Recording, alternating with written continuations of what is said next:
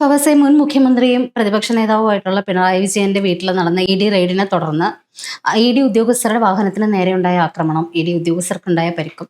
അപ്പോൾ അതിൽ 300ഓളം പേരാണ് പ്രതിപ്പട്ടികയിൽ ഇപ്പോൾ ഉള്ളത്. അതിൽ IP ബിനു എന്ന് പറയുന്ന മുൻ കൗൺസിലർ, അദ്ദേഹത്തിന്റെ അറസ്റ്റിന് പിന്നാലെ അദ്ദേഹം ഒരു പോസ്റ്റ് ഇപ്പോൾ വൈറലാവുന്നുണ്ട്. വൈറലാവുക എന്നുള്ളത് മാത്രമല്ല, ഒരുപാട് ശബ്ദ സന്ദേശങ്ങളും അല്ലെങ്കിൽ ഒരുപാട് തെളിവുകളും അടക്കം ഈ ഡി ഉദ്യോഗസ്ഥർക്ക് നേരെയുള്ള ആക്രമണം കൃത്യമായും ആസൂത്രിതമാണെന്ന് വ്യക്തമാക്കുന്ന രീതിയിലുള്ള തെളിവുകൾ പുറത്തു വന്നു കഴിഞ്ഞു. അപ്പോൾ IP ബിനുവിന്റെ ജാമ്യാപേക്ഷ കോടതി തള്ളിയിട്ടുണ്ട്. ഇപ്പോൾ ജാമ്യം കൊടുക്കാൻ പറ്റില്ല എന്നുള്ളത് നിലപാട് വ്യക്തമാക്കിയിട്ടുണ്ട് കോടതി. അതിന് കൂടെ തന്നെ ഗൂഢാലോചന എന്ന് പറയുന്ന വകുപ്പ്, അല്ലെങ്കിൽ സംഘം ചേരൽ ഗൂഢാലോചന എന്ന് പറയുന്ന വകുപ്പ് കൃത്യമായും തെളിയിക്കാൻ പറ്റുന്ന ഒരു ഫേസ്ബുക്ക് പോസ്റ്റ് ഈ പറയുന്ന IP ബിനുവിന്റെ തന്നെ പ്രൊഫൈലിൽ നിന്ന് അദ്ദേഹം തന്നെ പോസ്റ്റ് ചെയ്തിട്ടുണ്ടായിരുന്നു. അതായത് പിടിച്ചതല്ല, പിടികൊടുത്തതാണ്. പാർട്ടി ഏൽപ്പിച്ച ഉത്തരവാദിത്തങ്ങൾ 100% ആത്മാർത്ഥതയോടെ തന്നെ ചെയ്യും എന്നതാണ് എൻ്റെ നിലപാടും ശരിയും. അത് ചെയ്തിട്ടുണ്ടെന്ന്. അതായത് പിടിച്ചതല്ല, ഞാൻ പിടി കൊടുത്തതാണ്, അതുവരെ ഓക്കെ. പിടിച്ചതല്ല, പിടി കൊടുത്തതാണ്.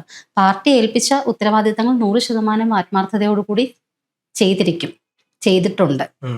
അതായത് പാർട്ടി ഏൽപ്പിച്ച ഉത്തരവാദിത്തമായിരുന്നു ഈ പറയുന്ന ED ഉദ്യോഗസ്ഥർക്ക് നേരെയുള്ള ആക്രമണം എന്ന് IP ബിനു ശരിക്കും കുറ്റസമ്മതം നടത്തിയിരിക്കുകയാണ് അവിടെ. ഈ ഒരു മാസ് ഡയലോഗിന്റെ പുറത്തിട്ട പോസ്റ്റ് ആണെങ്കിലും ഇതോടുകൂടിയിട്ട് പാർട്ടിയുടെ തലപ്പത്തിരിക്കുന്നവരും കൂടെ ഈ ഗൂഢാലോചന കുറ്റത്തിലേക്ക് കൃത്യമായിട്ടും പ്രതികളാണ് എന്ന് തെളിയിക്കാൻ പറ്റുന്ന ഒരു കുറ്റസമ്മതമാണ് ശരിക്കും IP ബിനുവിന്റെ ഈ പറയുന്ന ഫേസ്ബുക്ക് പോസ്റ്റ്. ഇതിന് പിന്നാലെ ഇനിയിപ്പോ അറസ്റ്റ് ഇവിടെ കൊണ്ട് നിൽക്കില്ല, ഈ പറയുന്ന വമ്പന്മാരിലേക്ക് പോകും എന്നുള്ള കാര്യം ഏകദേശം ഉറപ്പായി കഴിഞ്ഞു. അപ്പോൾ ഇതെന്തറിയോ, പാർട്ടി കലാപത്തിന് ആഹ്വാനം ചെയ്തു, അദ്ദേഹം പോയി കലാപം ചെയ്തു. പാർട്ടി പൊതുമുതൽ നശിപ്പിക്കാൻ പറഞ്ഞു, അദ്ദേഹം പോയി പൊതുമുതൽ നശിപ്പിച്ചു. പാർട്ടി ജനങ്ങളുടെ എന്താ പറയാ നീക്കുപോക്ക് തടസ്സപ്പെടുത്താൻ പറഞ്ഞു, അദ്ദേഹം പോയി ചെയ്തു. ഇതെല്ലാം പാർട്ടിക്ക് അന്ധമായി ചെയ്യുന്ന ഒരു കാര്യം. ഇത്രേ ഉള്ളൂ. ഇപ്പൊ നമ്മൾ ഇതിന്റെ ലോജിക്ക് നോക്കിക്കഴിഞ്ഞാൽ പിണറായി വിജയനെതിരല്ലേ കേസ്, മകൾക്കെതിരെയാണ് കേസ്. CPM മെമ്പർ അല്ലാത്ത ഒരാൾക്ക് ഇതിന്റെ കേസ് ഉണ്ടായിന്, CPM പ്രവർത്തകർ പോയി സമരം ചെയ്യുന്നു. അതിന്റെ ലോജിക്ക് അവിടെ ഇല്ലാണ്ടായി. അത് മാത്രമല്ല, ഇപ്പം ഈ ഇതിനൊരു ഒരു എന്താ പറയാ വേറെ ഇൻവെസ്റ്റിഗേഷൻ, അതായത് CBIയിലോട്ട് പോകണം എന്നുള്ള തരത്തിലൊരു ന്യൂസ് വരുന്നുണ്ട്. അതിൽ പറയുന്നത് ഈ പറഞ്ഞ പോലെ ഇവർ മാത്രമല്ല, ഈ 300 പേരിൽ പല CPM നേതാക്കളും ആഹ്വാനം ചെയ്തത് CPM സംസ്ഥാന സെക്രട്ടറി ആണെന്നുള്ളത് 1-ാം പ്രതി അദ്ദേഹത്തെ ആക്കണം എന്നടങ്ങാണ്ട് ഈ പെറ്റീഷൻ പോയിട്ടുള്ളത് കോടതിയിലോട്ട്. അത് മാത്രമല്ല, പല ശിവൻകുട്ടി അടക്കമുള്ള നേതാക്കന്മാർ ആ സമയത്ത് തിരുവനന്തപുരത്തുണ്ട്. ശിവൻകുട്ടി, അതുപോലെ SFIയുടെ നേതാക്കന്മാർ എല്ലാവരും ഉണ്ട്. ഇവരൊന്നും ഉൾപ്പെടുത്താതെയാണ് ഈ ഒരു 300 പേരുടെ ലിസ്റ്റ് ഉണ്ടാക്കിയിട്ടുള്ളത് എന്നുള്ളത്. അതുകൂടാതെ ഇവർ ഒളിച്ചത് ഈ പ്രശ്നം ഉണ്ടായതിനു ശേഷം ഇവര് പാർട്ടി ഓഫീസിലാണ് പോയിരുന്നത്. നമ്മൾ കണ്ടതായിരുന്നു ആ വീഡിയോ ഒക്കെ. പാർട്ടി ഓഫീസിൽ ഇരുന്ന് പോലീസ് പുറത്തു പോയി കേഴുന്നു, അവരൊന്ന് പുറത്തോട്ട് വിടുമോ എന്നുള്ള രീതിയിൽ. 2 IPS ഉദ്യോഗസ്ഥരുണ്ടായിരുന്നു കൂട്ടത്തില്. അവര് പോയിട്ട് പുറത്തിറക്കാൻ പറയുമ്പോൾ ശിവൻകുട്ടി പറയുന്നത് ഞങ്ങൾ അങ്ങോട്ട് കൊണ്ടുവരാം, പൊയ്ക്കോളാനാ പറയുന്നത്. ഒന്ന് ആലോചിച്ച് നോക്കണം പോലീസിന്റെ ഒരു അവസ്ഥ. ഇത്ര പരിതാപകരമാണ് പോലീസ്. അപ്പൊ അത് ഉറപ്പാണ് ഇവര് കലാപം മുൻകൂട്ടി പ്ലാൻ ചെയ്ത് എല്ലാം ഇവര് റിഹേഴ്സൽ അടക്കം കഴിഞ്ഞ് എക്സിക്യൂട്ട് ചെയ്തൊരു പ്രോഗ്രാമാണിത്. അതിൽ പോലീസ് നിസ്സഹായരായി നിൽക്കുന്നു എന്ന് മാത്രമേ. അത് വ്യക്തമാക്കുന്ന ഒരു ഡയലോഗാണല്ലോ ഇപ്പൊ ഇത് MV ഗോവിന്ദൻ നടത്തിയിരിക്കുന്നത്. അദ്ദേഹം പറഞ്ഞത് EDയുടെ വാഹനം റെയ്ഡിന് വരുമ്പോ തന്നെ EDയുടെ വാഹനത്തിന്റെ ചില്ല് പൊട്ടിയിട്ടുണ്ടായിരുന്നു എന്ന്. അതായത് ED വന്നത് നമ്മുടെ ആഭ്യന്തരമന്ത്രിക്ക് അറിയില്ല, കേന്ദ്ര സർക്കാർ അല്ല, ഈ പറയുന്ന സംസ്ഥാന സർക്കാരിൽ അറിയിച്ചിട്ടല്ല അവർ വന്നത്, കേന്ദ്രം നേരിട്ട് വന്നാണ്. പക്ഷെ MV ഗോവിന്ദനെ വിളിച്ചു പറഞ്ഞു ED ഉദ്യോഗസ്ഥര്, ഞങ്ങളുടെ വാഹനം പൊട്ടിയിട്ടുണ്ട്, ഞങ്ങൾ ഇങ്ങനെ തന്നെ ഇടിച്ച് മുറിവൊക്കെ വരുത്തി വെച്ചിട്ടുണ്ട്, ഞങ്ങൾ അങ്ങോട്ട് വരികയാണ് കേട്ടോ എന്ന് MV ഗോവിന്ദനെ വിളിച്ച് പറഞ്ഞു. എന്ത് പൊട്ടത്തരാണ് മനുഷ്യൻ പറയണമെന്നൊന്ന് ആലോചിച്ച് നോക്കൂ. ED വരും മുമ്പ് തന്നെ ED ഉദ്യോഗസ്ഥൻ എന്നോട് പറഞ്ഞായിരുന്നു അവരുടെ കാറിന്റെ ചില്ല് പൊട്ടിയിട്ടുണ്ടെന്ന് പറഞ്ഞായിരുന്നു. അപ്പൊ ഈ ലൈവായിട്ട് ജനങ്ങൾ കണ്ടതും എല്ലാം നമ്മൾക്ക് വെറുതെ സ്വപ്നം കണ്ടതാണ്, അല്ലാണ്ട് അവിടെ അങ്ങനെ ഒരു സംഭവം നടന്നിട്ടില്ല. അത് മാത്രമല്ല, നിയമസഭയിൽ മഞ്ഞ ട്രൗസർ കാണിച്ച് ചാടി കളിച്ച അതെ, അങ്ങനത്തെ ഒരു സാധനം കണ്ടിട്ടില്ല. അതെ, ആര് കണ്ടു? അതൊക്കെ നമ്മൾ ഈ പൊട്ടന്മാരായിട്ടുള്ള നമ്മൾ ജനങ്ങളിരുന്ന് ചിന്തിച്ചു കൂട്ടുന്നതാണ്. നമ്മുടെ ഒരു മനോവ്യാപാരം അങ്ങനെ പോകുന്നതാണ്. എനിക്ക് ഈ പറഞ്ഞപ്പെട്ട 3.5 കോടി ജനങ്ങൾ ഒരേ സമയം ഇത്തരത്തിലുള്ള മണ്ടത്തരം ചിന്തിക്കുന്നു. അതിൽ നിന്ന് വളരെ വ്യത്യസ്തമായി കുറച്ച് മറ്റ് നേതാക്കന്മാർക്ക് ഇത് കാണുന്നില്ല, ബാക്കി എല്ലാവരും സാധനം കാണുന്നുണ്ട്. അപ്പൊ വേറെ ഏതോ ഒരു സാധനമാണ് നമ്മളെല്ലാരും പേത്ത് കയറിയിട്ടുള്ള ഒരു പ്രത്യേക ബാധയാണത്. മറ്റൊരു പരകായ പ്രവേശം എന്തൊക്കെ ഇവിടെ സംഭവിക്കുന്നുണ്ടെന്ന് തോന്നുന്നു. എന്തായാലും ഈ പറയുന്ന സംസ്ഥാനം ഭരിക്കുന്ന മുഖ്യമന്ത്രിയോ ആഭ്യന്തരമന്ത്രിയോ അറിയാതെ വന്ന EDയുടെ അവർക്ക് പോലും ഒരു സൂചനയും കൊടുക്കാണ്ട് ED പെട്ടെന്ന് വരുന്നു, 12 ഇടങ്ങളിൽ റെയ്ഡ് നടത്തുന്നു എന്ന് പറയുന്ന സ്ഥലത്ത് ഈ MV ഗോവിന്ദൻ അവരെക്കാളൊക്കെ മുകളിലാണ്. അതായത് മുഖ്യമന്ത്രിയെക്കാളും ആഭ്യന്തരമന്ത്രിയെക്കാളൊക്കെ തലപ്പത്തിരിക്കുന്ന ആളാണ് MV ഗോവിന്ദൻ. ഗോവിന്ദനോട് മാത്രം ED ഉദ്യോഗസ്ഥൻ ഡയറക്റ്റ് വിളിച്ച് പറയുകയാണ്, ഞങ്ങൾ അങ്ങോട്ട് വരികയാണ്, ഞങ്ങളുടെ കാറിന്റെ ചില്ല് പൊട്ടിയിട്ടുണ്ട്. എന്തൊരു മണ്ടത്തരാണ് ഈ ഇദ്ദേഹം എഴുന്നള്ളിക്കുന്നതെന്ന് ഓർക്കുമ്പോണ്ടല്ലോ ശരിക്കും നാണക്കേട് തോന്നുകയാണ്. ഇത്തരത്തിലൊക്കെ ഒരു പ്രസ്താവന നടത്തുന്നത് എന്തിന്റെ ബേസിലാണെന്നുള്ളത് മനസ്സിലാവാത്തത്. ഇത് മാത്രമല്ല, ഇപ്പം ഈ സാധനം ഈ പറഞ്ഞ പോലെ CBIക്ക് വിടണം എന്ന് പറഞ്ഞല്ലോ, അതിൽ പ്രധാനപ്പെട്ട കുറച്ച് ആൾക്കാരെ പേര് അദ്ദേഹം കോടതിയിൽ കൊടുത്ത പെറ്റീഷനിൽ മെൻഷൻ ചെയ്തിട്ടുള്ളത്, ഒന്ന് ഈ പറഞ്ഞ പോലെ വി ജോയ്, 2 ശിവൻകുട്ടി, കടകംപള്ളി സുരേന്ദ്രൻ, ജോൺ ബ്രിട്ടാസ്, ഇവർ 4 പേരും ആ സമയത്ത് അവിടെ ഉണ്ടായിരുന്നു എന്നുള്ള കാര്യം പറയുന്നുണ്ട്. ഇവരൊക്കെയാണ് പ്രധാനപ്പെട്ട ഇതിൽ ഉത്തരവാദികൾ. പക്ഷെ ഇവരെ ഒന്നും പേര് ചേർക്കാണ്ടാണ് നിലവിലുള്ള FIR സംസ്ഥാന സർക്കാർ എടുത്തിട്ടുള്ളത്. പിന്നെ അത് മാത്രമല്ല, ഇത് കേന്ദ്ര ഏജൻസിക്ക് നടന്ന സംഭവമാണ്. അതുകൊണ്ട് ഇത് അന്വേഷിക്കേണ്ട കേന്ദ്ര ഏജൻസി തന്നെ ആയിരിക്കണം എന്നുള്ള സാധനം അദ്ദേഹം പറയുന്നുണ്ട്. മാത്രമല്ല, പോലീസിൽ ഇവർക്ക് നല്ല ഇടപാടുണ്ട്. മീൻസ് അത് പിന്നെ ഈ പറയപ്പെട്ട ആൾ തന്നെ സമ്മതിച്ചിട്ടുണ്ട്.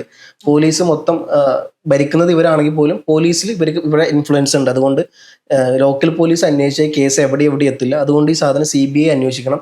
അന്വേഷിച്ചാൽ പല തരത്തിലുള്ള കാര്യങ്ങൾ പുറത്തു വരും. ഇത് നമ്മൾ കഴിഞ്ഞ ചർച്ചയിൽ പറഞ്ഞില്ലേ, ഇതൊരു രാജ്യദ്രോഹ കുറ്റമാണെന്നുള്ളത്. ആ രീതിയിലാണ് ഇദ്ദേഹം പ്രസന്റ് ചെയ്തിട്ടുള്ളത്. ഇതിന്റെ പിന്നിൽ കുറെ നിഗൂഢമായ സാധനങ്ങൾ ഉണ്ട് എന്നുള്ള തരത്തിലാണ് അദ്ദേഹം ഈ സാധനം മുമ്പോട്ട് വെക്കുന്നത്. ഇങ്ങനെ എന്താ പറയാ, കേരളത്തെ കലാപകലുഷിതമാക്കി പ്രക്ഷോഭമാക്കി നമ്മൾ ആലോചിക്കണം. ഭരണത്തിൽ കയറിയിട്ട് കോൺഗ്രസ് ഒരുപാടുമായിട്ട് 1 മാസം തയ്ക്കുന്നതിന് മുമ്പെയാണ് ഇത്തരത്തിലുള്ള സാധനമായിട്ട് ഇവർ മുമ്പോട്ട് വരുന്നത്. അല്ല, ഉറപ്പായിട്ടും ഇത് ഇപ്പൊ CPMന്റെ ഈ പറയുന്ന പോലെ തന്നെ CPM അനുഭാവിയായിട്ടുള്ള ഒരാളാണ് ഈ പറയുന്ന കാർ ഡ്രൈവർ ശ്യാം എന്ന് പറയുന്ന ആള്. അയാൾ പൊട്ടിക്കരയുന്ന വീഡിയോസ് ഒക്കെ പുറത്തു വന്നതാണ്. അയാളുടെ ഏക വരുമാന മാർഗ്ഗമായിരുന്നു ആ ടാക്സി എന്ന് പറയുന്നത്. അത് ED ഉദ്യോഗസ്ഥർ വന്നു എന്നതിന്റെ പേരിൽ അത് തല്ലി പൊളിക്കുകയാണ്.